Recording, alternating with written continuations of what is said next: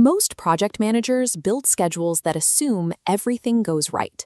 They create a perfectly rigid timeline and then are completely surprised when reality drops its way on the plan. 64% of project schedules carry no formal contingency, ignoring known, documented risks at the baseline. Without built-in risk, a due date functions as little more than a hopeful guess. This chart shows the career trajectory difference between managers. On the bottom path, the risk-blind scheduler faces an average 11-month delay to promotion. On the top path, the risk-fluent scheduler builds contingency, becoming 2.4 times more likely to be trusted with high-stakes work. By the end of this breakdown, you will have moved past single-date guessing to build a mathematically stress-tested plan that survives contact with reality. Step 1. Open up your current schedule and your risk register. Right now, they probably exist in isolation. You have to combine these documents to begin the analysis that leadership actually values. A risk register that lives in a separate document from the schedule is a compliance exercise. Nobody connects the two under pressure, which renders your known risks invisible during actual execution. To fix this, you must tag every open risk directly to the specific schedule activity it threatens. If there is a supply chain delay risk, link it directly to your hardware delivery line item. This ensures the connection is completely visible before a steering committee meeting even starts. The register has to function as an active planning tool.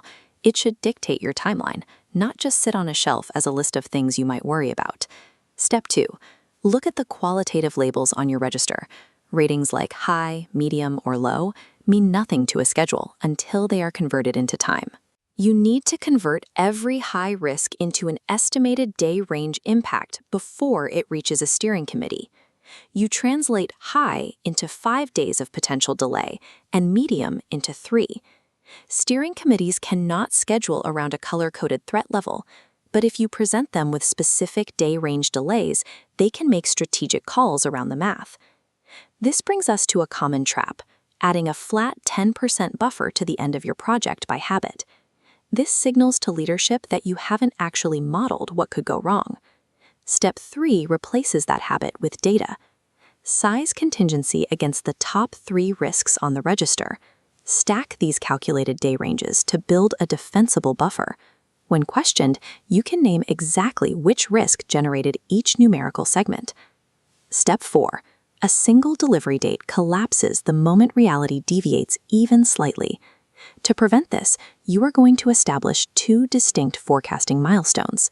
First, you quote a P50 date as your baseline, representing standard execution with a 50% probability of success. Next, you set your P80 date beside it, your risk-adjusted milestone with an 80% success rate. The space between them is your risk buffer. Now, draft a single, clear sentence explaining exactly what drives the gap between these 2 dates. Replacing arbitrary percentages with probability ranges shifts the team from defensive guessing to objective forecasting. Step 5. Look at your register and isolate your single highest-ranked risk. For this specific threat, you need to establish a definitive trigger point. Deciding how to respond to a risk after it materializes wastes the exact time you need to safely divert the damage. You must define the secondary response for your top risks before they ever show signs of firing. When presenting this plan, pay attention to your language. Hedging a date with phrases like, "well, it depends," or "I'm not totally sure," reads as a lack of command over the plan. Instead, use this script. Here are 2 dates, and here is what drives the difference. Framing uncertainty as a strategic business trade-off allows leadership to treat potential delays as informed decisions rather than unexpected failures. This checklist outlines your new process.